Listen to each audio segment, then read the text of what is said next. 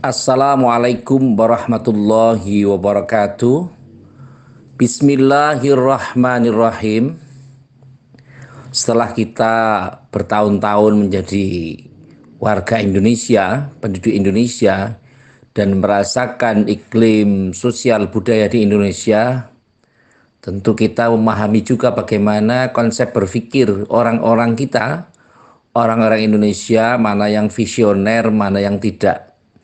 Tetapi setidaknya Indonesia telah membuktikan bahwa mempunyai reputasi dunia yang luar biasa, yang itu dicerminkan dari bekerja keras, bekerja cerdas dari pemimpin-pemimpin kita yang ada di pusat maupun di daerah, dengan adanya kegiatan-kegiatan yang sebenarnya memancing kita sebagai warga masyarakat biasa yang juga harusnya memungkinkan untuk mempunyai visi ke depan yang sama dengan mereka. Kalau mereka sanggup menghadirkan wisatawan melalui sektor budaya, melalui sektor hal-hal lain yang bisa menarik wisatawan untuk datang di Indonesia, terutama yang baru saja terjadi di Indonesia ini adalah pada perhelatan Akbar yang ada di Indonesia yang baru saja selesai, yakni perhelatan peringatan atau pelaksanaan U17, Piala Dunia U17 di cabang sepak bola yang melibatkan 24 negara yang Indonesia juga tergabung di dalamnya. Yang Indonesia ini tergabung di grup A, Panama, Maroko, dan Indonesia, yang tentu saja menjadi satu kondisi yang merupakan satu kondisi di mana Indonesia ini mempunyai satu kemampuan untuk bisa bersaing dengan mereka. Tetapi karena instannya sebuah kondisi persiapan-persiapan yang minimal, yang minimalis, sehingga Indonesia tidak mampu melaju ke tahap berikutnya, ke fase berikutnya. Tetapi yang perlu diapresiasi sebenarnya adalah kemampuan pemerintah dalam berupaya membangkitkan perekonomian warga masyarakat dengan cara-cara kegiatan internasional yang Gianni Infantino sebagai Presiden FIFA juga memahamkan, juga meyakini, dan semua tim merasakan bahwa kegiatan-kegiatan di Indonesia yang dilaksanakan mulai tanggal 10 November sampai dengan tanggal 2 Desember merupakan kegiatan yang sangat luar biasa. Dan secara ekonomi juga di 4 kota ini, di Jakarta, Bandung, Solo, dan Surabaya, ternyata telah perputaran uang yang terjadi di kegiatan itu mencapai angka 305 miliar rupiah. Ini juga membuktikan bahwa kegiatan-kegiatan yang terjadi di 4 kota ini sangat berpengaruh terhadap kegiatan perekonomian atau kebangkitan perekonomian di masyarakat. Yang perlu kita pahamkan sekarang adalah bagaimana mempunyai mentalitas, bagaimana mempunyai motivasi yang visioner, yang bisa membaca situasi supaya kita mampu untuk mengambil peran ke depan seperti apa. Karena kalau kita perhatikan sama-sama dari suksesnya perhelatan Akbar ini, yang pelaksanaan U17 di Indonesia, ini membawa dampak yang besar. Sehingga FIFA dalam hal ini memberikan kepercayaan Indonesia supaya bekerjasama dengan Singapura untuk bisa melaksanakan U20 dan U17 di tahun 2025 ke depan. Sehingga Indonesia dengan dipimpin oleh Pak Presiden, Pak Ensirut Haji Joko Widodo, memberikan 2 triliun rupiah untuk membangun 22 stadion untuk olahraga yang bertaraf internasional standar FIFA. Yang ini juga membuktikan bahwa pemimpin kita, pemerintah kita, di mana PSSI, Menpora, dan Presiden Republik Indonesia sangat bisa membaca peluang akan hal ini. Mengapa saya sampaikan ini? Sesungguhnya ada beberapa nilai yang perlu dipahamkan sama-sama. Menurut Fathul Mu'in, kitab Fathul Mu'in yang sering dibaca di pondok-pondok pesantren itu, yang mungkin juga sebagian besar di antara kita atau sebagian kecil di antaranya pernah juga membaca, bahwa pemerintah itu minimal harus menanggung konsep-konsep kebutuhan masyarakat meliputi kebutuhan sandang, pangan, papan, dan pendidikan. Ketika hal ini termasuk juga kesehatan, dan ketika hal ini dipentingkan, maka sebenarnya pemerintah sedikit demi sedikit akan mengikis tingkat kemiskinan yang konon di tahun 2022 mencapai angka 11% di wilayah Negara Kesatuan Republik Indonesia. Sekarang sudah tahun 2023. Artinya secara kondisi menurut BPS, Badan Pusat Statistik, menyatakan bahwa penduduk Indonesia ini mencapai 280,69 juta penduduk Indonesia. Ini membuktikan bahwa jumlah populasi penduduk di Indonesia, walaupun terdera dengan ekonomi yang mungkin pasang surut ya, kadang mungkin naik turun, tetapi jumlah penduduknya tentu juga semakin bertambah. Dan saat ini kita setidaknya berada di peringkat 4 negara terbesar penduduknya di dunia. Ketika Indonesia mengambil peranan yang signifikan terhadap peran serta aktif di dunia internasional, khususnya di kalangan bidang olahraga, ini juga membuktikan bahwa ternyata populasi atau keturunan diaspora atau pemain Indonesia yang ada di luar negeri, maksud saya keturunan Indonesia yang berada di Belanda, di Swedia, di Australia, di Italia, dan yang lain, itu ternyata jumlahnya sangat besar, lebih dari 3,5 juta. 3.500.000 orang diaspora yang database-nya sudah ada di Menpora. Ini membuktikan juga bahwa ketika Indonesia menggelar perhelatan internasional, maka talenta-talenta atau talenta-talenta muda Indonesia itu akan bisa terbaca oleh dunia luar, bisa dibaca oleh negara-negara yang bisa menggali potensi bakat dari anak-anak muda Indonesia. Kebetulan yang dibidik adalah usia 17, usia 20 tahun. Ini juga membuktikan bahwa usia-usia ini adalah usia-usia perkembangan, usia-usia produktif, usia-usia pertumbuhan yang bisa dikondisikan. Kita ketahui bersama bahwa sekarang ini banyak pemain sepak bola yang dinaturalisasi.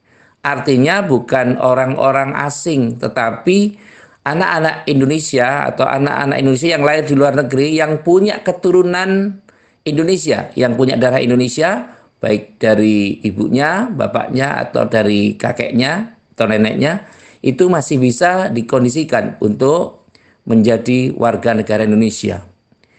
Baru-baru ini PSSI sudah menaturalisasi beberapa pihak. Yang terbaru ini adalah Justin Hugner, yang nanti akan disusul oleh yang lain, termasuk juga Ratna Orokmangun, Kevin Dick, dan yang lain. Ini membuktikan bahwa kita sebagai bangsa sangat menghargai, tidak membeda-bedakan antara mana yang warga keturunan dan mana yang warga pribumi. Sebenarnya yang ingin saya sampaikan adalah visi dari pemimpin-pemimpin kita. Bagaimana seorang pemimpin mampu memberikan kontribusi secara nyata dan aktual terhadap apa yang harus dilakukan. Tidak hanya sekedar di atas kertas, tetapi mereka mampu memberikan acuan normatif, action di lapangan, sehingga dampaknya bisa dirasakan oleh masyarakat. Karena ketika masyarakat ini sudah diberikan sesuatu, maka mereka imbasnya akan merespon dengan cepat. Tetapi ketika logika-logika atau cara berpikir ini hanya dimuat di atas kertas, dalam perencanaan, dalam anggaran dasar, anggaran rumah tangga, RPJM, atau apapun istilahnya, maka kegiatan-kegiatan yang sifatnya membangun loyalitas, dedikasi, kreativitas, dan inovasi berbangsa dan bernegara itu akan semakin terkikis. Indonesia mempunyai ribuan pulau, dan ini bisa dikondisikan, bisa dimanfaatkan untuk menggelar kegiatan-kegiatan, membangun kegiatan-kegiatan yang melibatkan banyak kalangan. Kalau kita tinggal di desa, tentu juga harus berupaya bagaimana pemerintah desa ini membangkitkan kondisi warganya, tidak hanya sekedar menjadi objek, menerima manfaat, tetapi juga bisa memanfaatkan diri untuk bisa membantu, setidaknya berperan serta dalam pembangunan. Tidak menjadi beban dalam pembangunan, tapi mensukseskan pembangunan. Pembicaraan ini sangat sulit untuk dilaksanakan, tapi mudah untuk dibicarakan. Karena apa?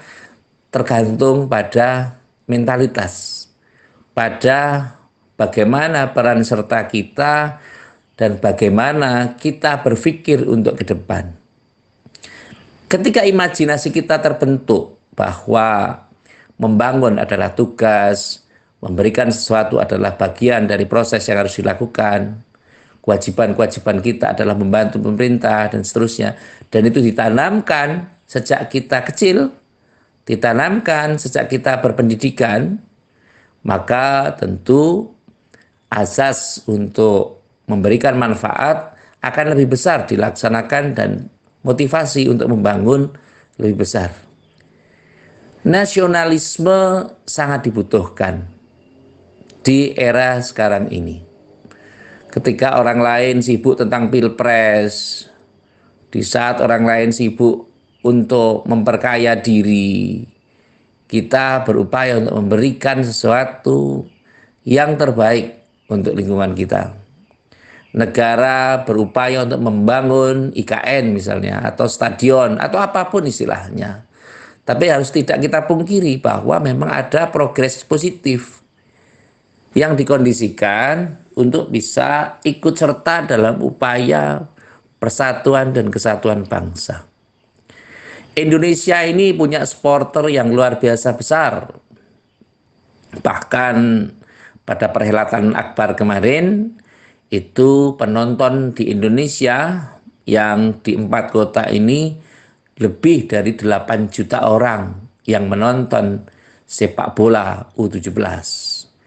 Meskipun Indonesia gagal, yang tergabung di grup A, Ekuador ya, Panama, Maroko, dan Indonesia, tetapi itu justru lebih baik karena peringkat Indonesia jauh lebih tinggi atau lebih besar, atau angkanya itu Indonesia sudah ada di peringkat 146 dunia, sementara Maroko, Ekuador, dan Panama itu jauh di atas Indonesia. Level-level inilah yang mungkin bisa dijadikan sebagai sarana untuk mempertebal kemampuan, mempertinggi tingkat nasionalisme untuk bisa memberikan yang terbaik untuk bangsa dan negara. Karena kalau sudah sampai pada tingkatan perjuangan, itu ranking tidak akan berpengaruh. Tapi setidaknya dengan adanya progres yang positif, pembangunan yang dilakukan secara bertahap dan berkesinambungan, secara mental, spiritual, di mana sekarang ini universitas-universitas juga menjamur sangat banyak Kita hanya tinggal milih sekolah yang seperti apa. Mau sekolah yang swasta atau pemerintah atau dalam hal ini sekolah negeri atau memilih di luar negeri, itu sangat banyak jalurnya. Sehingga kita hanya sekedar memilih bagaimana menyediakan, mempersiapkan kita sendiri untuk bisa mengabdi pada ilmu yang kita pelajari. Semakin banyak kita mempunyai referensi, maka tentu akan semakin mudah kita dalam melaksanakan sesuatu. Inilah yang perlu kita capai sebagai masyarakat yang berpola hidup, harusnya berpola hidup sederhana. Anak-anak kita perlu mendapat perhatian yang cukup besar, karena diakui di kalangan pedesaan ada beberapa kalangan yang anak-anak ini jarang mendapatkan sentuhan di pendidikan religi atau pendidikan agama. Sehingga mereka mengetahui agama dari media sosial mereka masing-masing, tanpa mendapatkan pengarahan dari orang tuanya, dari guru ngajinya, dan yang lain. Dan yang lebih ironis lagi adalah bahwa ada kubu sebelah yang tentu saya menyebutnya kubu sebelah yang berupaya untuk menghilangkan Pancasila, menghilangkan Undang-Undang Dasar 45, menghapus NKRI dengan asas yang lain, serta memberikan gambaran-gambaran mendoktrinasi tentang bagaimana permusuhan harus ditegakkan, bagaimana membunuh orang-orang yang di luar agama kita, ada halaludam katanya. Ini tentu tidak baik sebenarnya. Dan ini adalah tugas kita semua. Bagaimana kita ini harus berupaya mengkontribusikan kemampuan-kemampuan kita, memaksimalkan apa yang kita ketahui. Sebagaimana sekarang rekontekstualisasi tentang fikih, tentang akhlak, tentang bagaimana aplikasi ke dalam kehidupan. Kalau dulu kita ini mengetahui sesuatu bukan karena dalil, tapi bukan karena sesuatu, tapi karena memang guru-guru kita adalah kiai atau ulama yang memang sudah kompeten. Kalau kita ingin tahu Al-Quran, ya kita toladani kiai-kiai kita. Bagaimana kiai-kiai kita menghormati tamu, bagaimana guru-guru kita bertoleransi, bagaimana guru-guru kita menjaga lisan, dan seterusnya. Itu patut kita kondisikan di saat lalu. Tapi untuk saat ini tentu harus ada pendidikan yang berbeda.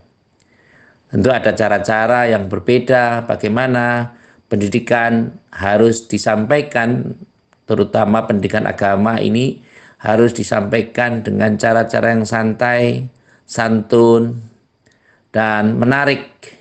Sebagaimana sepak bola juga olahraga yang bisa mempersatukan semua elemen masyarakat, meskipun ada beberapa kerusuhan. Meskipun kemarin sempat terjadi kerusuhan antara PSIS dan PSS yang dimenangkan oleh PSIS 1-0, yang golnya diciptakan oleh Carlos Fortes. Tetapi pada saat ketika Wahyu Prasetyo menendang bola dan itu apakah gol atau tidak, sehingga menjadi kerusuhan antar supporter dan wasit. Dan kita tidak ada VAR, video assistant referee, itu tidak ada. Tetapi ke depan tentu akan ada sebuah kondisi, ada perbaikan-perbaikan. Kita doakan saja, sama-sama kita berharap semoga kita mempunyai pemimpin yang visioner, yang mampu berpikir ke depan dan membaca kondisi seperti apa untuk bisa mempersatukan umat.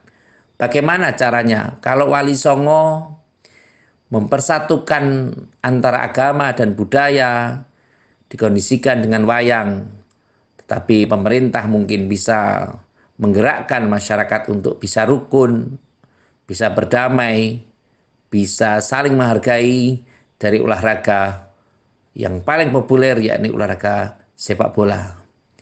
Ini harus kita dukung karena setidaknya kita sudah sangat risih, sudah sangat gerah ketika ada oknum-oknum yang menjelekkan satu dengan yang lain. Saya tidak suka si A karena begini, karena begini, karena begini. Hemat saya adalah boleh kita mempunyai pilihan siapapun calegnya, siapapun presidennya, tapi upayakan untuk mengendalikan lisan kita. Falyakul khairan aw liyasmut. Kalau kita tidak bisa berkata yang baik, maka tentu lebih baik diam. Kalau kita memang tidak tahu, ya sebaiknya tidak usah membicarakan sesuatu yang kita tidak ketahui. Kalau kita suka dengan Presiden A atau Presiden B atau C atau nomor urut 1, nomor urut 2, nomor urut 3, silahkan saja. Tapi harapannya tidak perlu menjelek-jelekkan yang lain atau tidak perlu menjelekkan relawan masing-masing mereka atau siapapun. Karena kita adalah berbangsa dan sering saya sampaikan bahwa pemilu ini merupakan sesuatu yang harus dilewati dan bukan tujuan. Tujuan kita adalah membantu menyelamatkan Indonesia. Kalau tujuan itu sudah tercapai, siapapun pemimpinnya, insya Allah akan menjadi sesuatu yang baik. Yang terakhir, seperti biasa, mari kita mendoakan diri kita, keluarga kita, teman-teman kita, agar ke depan teman-teman yang mempunyai persoalan yang rumit, yang belum terpecahkan, yang sangat panjang waktunya barangkali, semoga Allah Subhanahu wa Ta'ala memberikan sesuatu yang baik. Ada solusi-solusi yang Allah berikan dengan tata cara yang kita tidak duga sama sekali. Semoga Allah Subhanahu wa Ta'ala memberikan kemudahan atas kesulitan-kesulitan yang ada pada kita.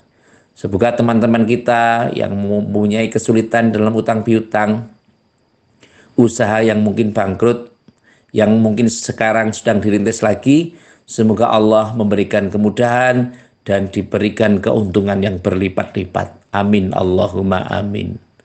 Terima kasih kepada semua pihak yang telah membantu terselenggaranya acara ini. Semoga atas peran serta panjenengan semua, acara ini bisa bermanfaat dan Allah Subhanahu wa Ta'ala memberikan rizki yang melimpah kepada kita. Amin Allahumma amin. Sekali lagi terima kasih atas segala perhatian dan mohon maaf atas segala kekurangan dan tutur kata yang kurang berkenan, semoga juga dimaafkan. Saya akhiri wallahul muwafiq ila aqwamit thoriq. Wassalamualaikum warahmatullahi wabarakatuh.